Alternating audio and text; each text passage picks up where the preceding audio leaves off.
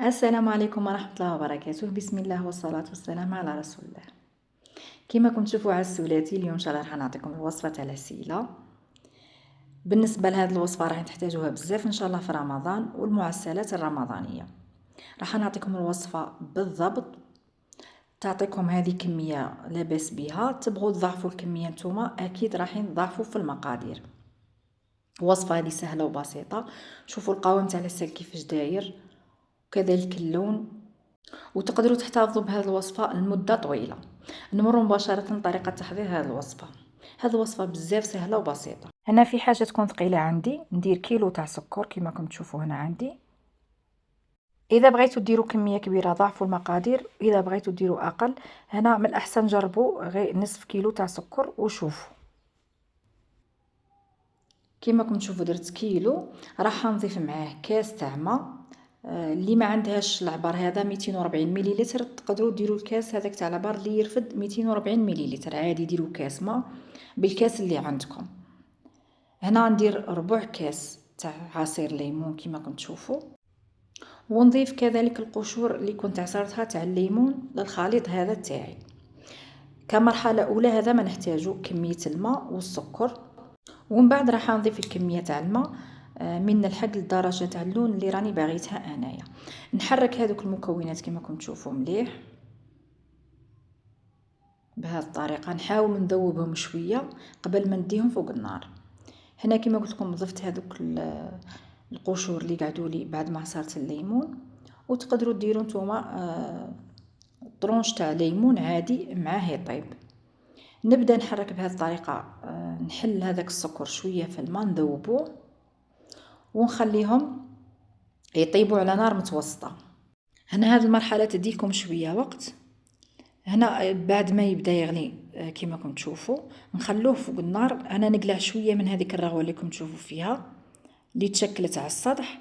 هنا كل مرحله كنتم تشوفوا يتبدل اللون تاعها. هنا كون صورت لكم الفيديو كامل يجي الفيديو عندي طويل بزاف، لكن هذه المرحله كما سبقت قلت لكم تديكم شويه وقت تصبروا معها.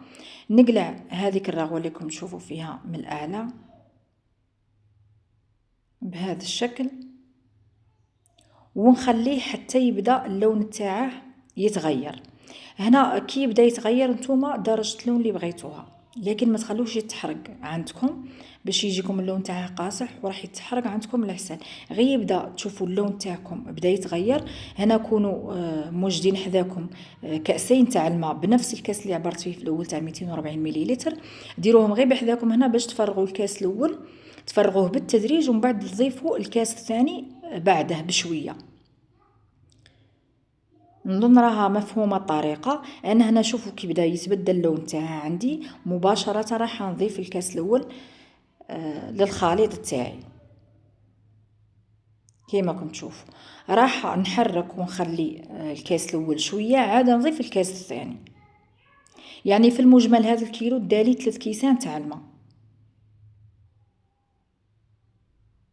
نضيف الكاس الثاني بعدها كما راكم تشوفوا. هنا بعد اللي يغلي في هذه المرحله، بعد اللي يغلي هنا العسل تاعي رايحه نحسب له 10 دقائق ونطفي عليه.